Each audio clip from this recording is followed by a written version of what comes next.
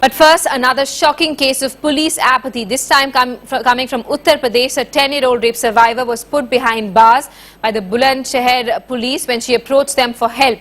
The child and her mother had gone to a women's police station to file the complaint. The child and her mother were freed only after locals created an uproar. 2 women constables have been suspended while 2 sub-inspectors, including the station in charge, have been sent to police lines following the incident. The local goon accused of raping the minor is still absconding. एक तो नाबालिग बच्ची, उसको हवालात में न अभियुक्त के रूप में आप रख सकते हैं न पीड़ित के रूप में रख सकते हैं। ये दोनों बातें गलत हैं।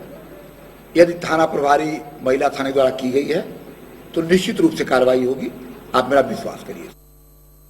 All right, for more, let's get in a word from Shreya Dhondiyal. She's joining us on the phone line from the capital.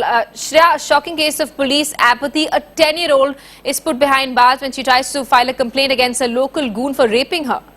That's right, and Simi, this is not the first time we are seeing an incident like this in Uttar Pradesh, despite repeated attempts and claims by the Chief Minister of the state, the youngest Chief Minister in India right now, that he's trying to sensitize his police force. But clearly, as this incident demonstrates, no lessons are being learned. In this particular case, the police is justifying its action by saying, look, this girl and her mother, the survivor and her mother, came to us late on Sunday night. Our next step, our next procedure would have been to conduct a medical examination on her to determine whether she was raped or not. For that, we'd had to wait till morning, so we decided to keep the girl with us because we didn't want her and her mother to wander off late in the night. The only place available for us to put the girl was behind bars. That's the only space that was available, which is why the girl was put there. It's not like she was detained, arrested, and then put behind bars. That's the justification that is coming out from the police. What is shocking, however, is that this wasn't a regular police station. This was a women's thana where women, especially cases of molestation or rape, are reported.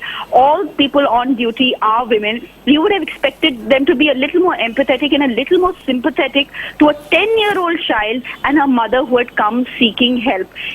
So the justification they are giving, not many people are buying it. We've already seen 2 cops in this case being suspended. The other 2 have been transferred out.